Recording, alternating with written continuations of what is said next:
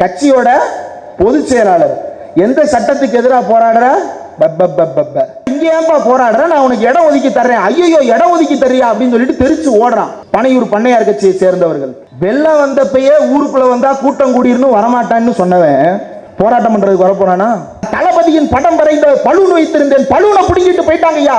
சரிடா, இப்ப என்ன பண்ணணும்? பலூனை மீட்டு கொடுங்க ஐயா. டேய், காத்து போயிருக்குண்டா இந்நேரம், நான் மீட்டு கொடுத்தே தீர்வேன்னு. மஞ்சள் நீருக்கு மண்டை ஆடி விட்டது, இனி ஆட்டுக்கு மைக்கின் முன்னால் வேலை இருக்குமான்றது. இன்னைக்கு சில நடிகர்கள் வர்றான். இந்த மாதிரி தாங்க ஒரு தெரு, இதை விட குறுகலான தெருங்க. ஒரு வீடியோ ஒன்று பார்த்தேன், இதை விட குறுகலான ஒரு தெரு. அனுமதி இல்லாம திபுன்னு ஒரு கூட்டம் வருது. இப்ப நீங்க அனுமதி இல்லாம திடுன்னு அடுத்து எதிர்த்தாப்புல இருக்கிற தெருவுக்கு போனீங்கன்னா அங்க முக்கில் நிக்கிற போலீஸ் என்ன செய்வாங்க? அப்படியே ஓட விட்டு பெட்ரோல் வண்டியில ஏற்றி மண்டபத்தில் கொண்டு போய் இறக்கிடுவாங்க. அனுமதி இல்லாம போனா அதான் நடக்கும். இப்படி ஒரு தெருவுக்குள்ள, சின்ன குறுகலான தெருவுக்குள்ள ஒரு கூட்டம் திடீர்னு திடுன்னு ஓடுறான். எதுக்குடா ஓடுறான்னா, முக்கில் போலீஸ் வந்து எதுக்குப்பா வந்தீங்கன்னு கேட்டிருக்கு. போராட வந்திருக்கோம். அப்படியா, இங்க ஏன்பா போராடுற? நான் உனக்கு இடம் ஒதுக்கி தர்றேன். ஐயோ இடம் ஒதுக்கி தர்றியா அப்படின்னு சொல்லிட்டு தெரிச்சு ஓடுறான். பனையூர் பண்ணையார் கட்சியை சேர்ந்தவர்கள். அந்த கட்சியோட பொதுச் செயலாளர் இன்னைக்கு பேட்டி கொடுக்க வர்றாரு. எதுக்கு எதிராக போராட்டம்? வக்பு திருத்த சட்டத்துக்கு எதிரான போராட்டம். சரி வா, தமிழ்நாட்டில் எல்லா கட்சியும் சேர்ந்து தான் அதை எதிர்க்கணும். வர்ற சந்தோஷம். இந்த பத்திரிகையாளர்கள்லாம் இருக்கிறாங்க, பாவமா இருக்கு. நானும் ஒரு பத்திரிகையாளர் தான், அப்படி உட்காந்து கேள்வி கேட்டுட்டு இருக்கிறவன் தான். அவங்க போய் கேட்டிருக்கிறாங்க, இந்த வக்பு மசோதால எது உங்களுக்கு எதிராக இருக்குன்னு நினைக்கிறீங்கன்னு. அப்ப என்ன சொல்லணும்? நாடாளுமன்றத்தில் 6வது சட்டம் இந்த கேள்வியை கேட்கிறாங்க. அவர் பாயிண்டா அடுக்கிறாரு. அவன் பண்ணது ஒன்னொன்னையும் சொல்லி கிளாஸ் ஏ, கிளாஸ் பி, கிளாஸ் சின்னு ஒன்னொன்னா அடுக்கிறாரு. திருச்சி சிவா அவர் திருக்குறளை சொல்லியே வெளுத்து வாங்குறாரு. அந்த அம்மா திருக்குறளுக்கு என்ன அல்லல் பட்டு ஆற்றாது அழுத கண்ணீர் அன்றே அப்படின்னு சொல்லிட்டு அவர் திருக்குறளை சொன்ன உடனே அந்த அம்மா வந்து என்னாச்சுன்னு தெரியல, டிஷ்யூ பேப்பர் எடுத்து கண்ணை தொடச்சிக்கிட்டு இருக்காங்க. ஏன் தொடச்சாங்கன்னு தெரியல. அவங்களும் மோடி ஆட்சியில் ரொம்ப கஷ்டப்படுறாங்க போல. இப்படி நாடாளுமன்றத்தை பதில் சொல்லிட்டு இருக்காங்க. பொதுச் செயலாளர், நீ யாரு? பொதுச் செயலாளர். நமக்கெல்லாம் பொதுச் செயலாளர்னா ஒரே ஒரு பேர் தான் ஞாபகம் வரும், பேராசிரியர் தான். எந்த கேள்வி கேட்டாலும் நறுக்குன்னு வரும். இந்தியாவுக்கே பாடம் நடத்துவார். வேற ஏதாவது பேர் கண்டுபிடிச்சு கொடுக்கணும் இவங்களுக்கு கட்சியில வச்சுக்கிறதுக்கு. பொதுச் செயலாளர் வந்து வக்பு சட்டத்துல எந்த சட்டம் உங்களுக்கு எதிராக இருக்கு? அதுல நிறைய விஷயம் எதிராக இருக்கு. ஏண்டா 97,000 அன்னைக்கு துன்பத்தை, இன்னைக்கு வந்து என்ன சட்டத்துக்கு எதிராக போராடுறோம்னே தெரியல. ஒன்றும் இல்லை, நீங்க அடுத்து வந்தாங்கன்னா அந்த நீங்க எதிர்க்கிற சட்டத்துக்கு பேர் என்னன்னு கேளுங்க. அதுக்கு ஒரு பேர் இருக்கு, அபிஷியலா ஒரு பேர் இருக்கு. அந்த பேரை அவங்க சொல்றாங்கன்னு மட்டும் பாருங்க, தெரியாது. இப்படி ஒரு குரூப் போராட்டம்ன்ற பேர்ல ஓடி வந்துகிட்டு இருக்கு. ஆனால் திமுக என்ன செய்து கொண்டிருக்கிறது என்றால், தமிழ்நாடு முழுக்க விண்ணப்ப படிவங்கள் கொடுத்து 17,000 இளைஞர்கள் விண்ணப்பித்து, அந்த 17,000 இளைஞர்களில் மாவட்ட அளவில் அவர்களை தேர்ந்தெடுத்து 2,000 பேராக சுருக்கி, அந்த 2,000 பேருக்கு மண்டல அளவில் பயிற்சி கொடுத்து, அந்த 2,000 பேரையும் சென்னைக்கு வரவழைத்து, அந்த 2,000 பேரில் 242 பேரை இளம் பேச்சாளர்களாக தேர்ந்தெடுத்து தமிழ்நாடு முழுவதும் நியமித்திருக்கிறார்கள். இன்றைக்கு திமுக பொதுக்கூட்டம் எங்கு போனாலும் இந்த இளம் பேச்சாளர் ஒருவர் பேசிக்கொண்டே இருப்பார்.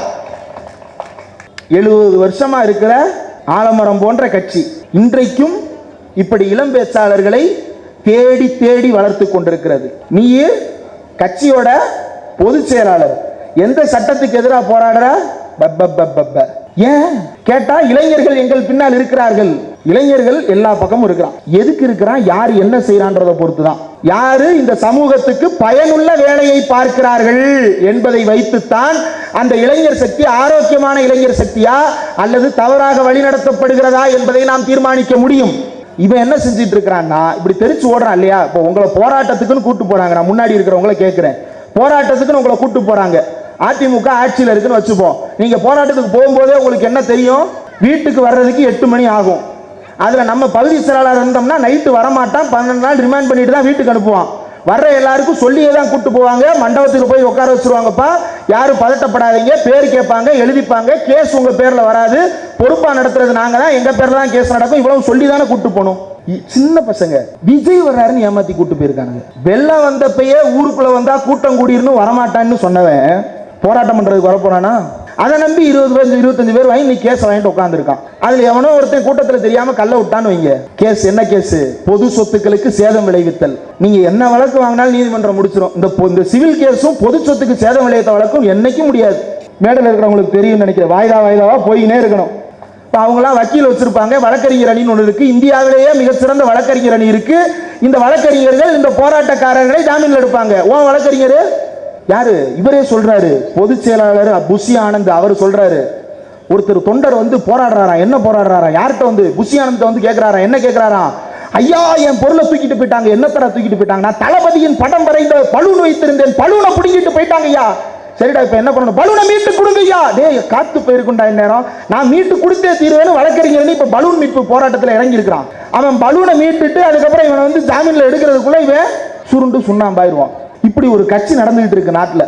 இன்னைக்கு சட்டப்பேரவையில் நடந்த சில முக்கியமான நிகழ்வுகளை மட்டும் சொல்லிக்கொண்டு முடித்துக் கொள்ளலாம் என்று நினைக்கிறேன். நீட் தேர்வு விவகாரம். இந்த நீட் தேர்வு விவகாரத்தை தமிழ்நாடு அரசு தொடர்ச்சியாக எதிர்த்து கொண்டிருக்கிறது. என்னென்னலாம் சொல்லி நாம் எதிர்க்கிறோம் என்றால், நம்ம என்னைக்குமே வந்து அந்த பாண்டிச்சேரி பார்ட்டிகள் மாதிரி நம்ம கிடையாது. இப்போ ஏன் சொல்றேன்னா நீங்க வேற மாதிரி நினைச்சிடக்கூடாது.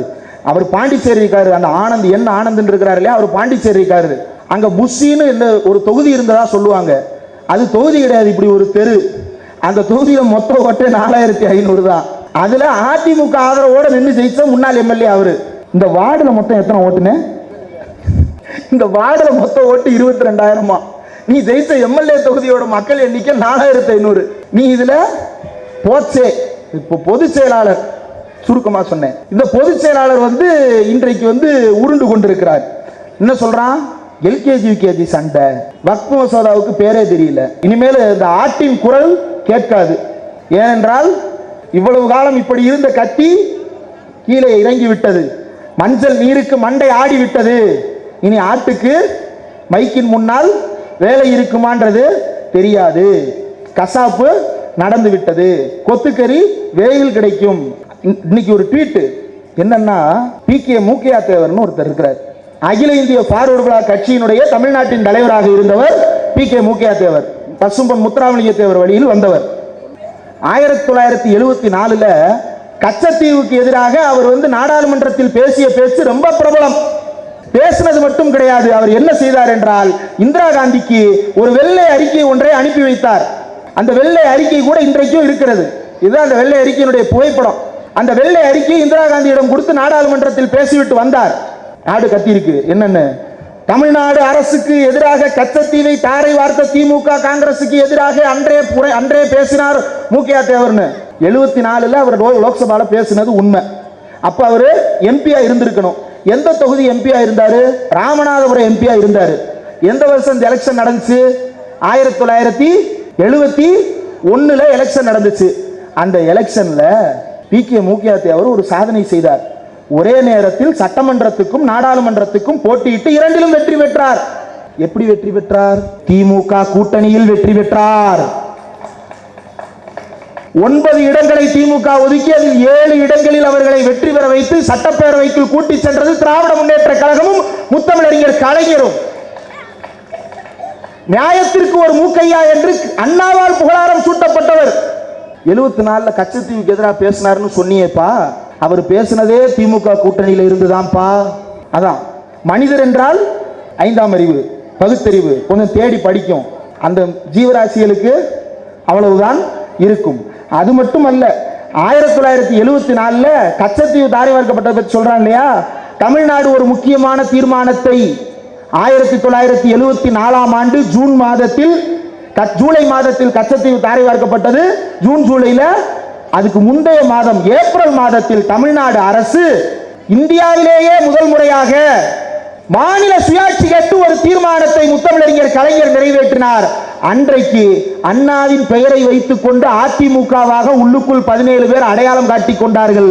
அந்த 17 பேரும் அந்த தீர்மானத்தை எதிர்த்த போது பிகே மூக்கையா தேவர் அவர்களுடைய தொண்டராக அவருடைய சக தலைவராக அறியப்பட்ட ஏஆர் பெருமாள் அகில இந்திய பார்வர்டு பிளாக் கட்சி கலைஞருக்கு ஆதரவளித்தது. அந்த தீர்மானத்தில் அகில இந்திய பார்வர்டு பிளாக்கை பற்றியும் மூக்கையா தேவரை பற்றியும் நீ திமுகவுக்கு பாடம் எடுக்க வேண்டிய அவசியம் கிடையாது. ஆட்டுக்கு வேலை என்ன, அகத்திக்கீரை சாப்பிடுறது. அகத்திக்கீரை போட புல்லுருவியை தின்னு வாயெல்லாம் விஷமா கக்குது. அகத்திக்கீரை வாங்கி போடுங்க, இப்பதான் ரிட்டையர் ஆயிட்டீங்கல்ல. அப்படி திமுக கூட்டணியில் இருந்த ஒரு தலைவரையே இன்றைக்கு பச்சை புழுகிட்டு இருக்கிறான். நம்மளாம் படிக்க மாட்டோம்னு நினைச்சிட்டு இருக்கிறான்.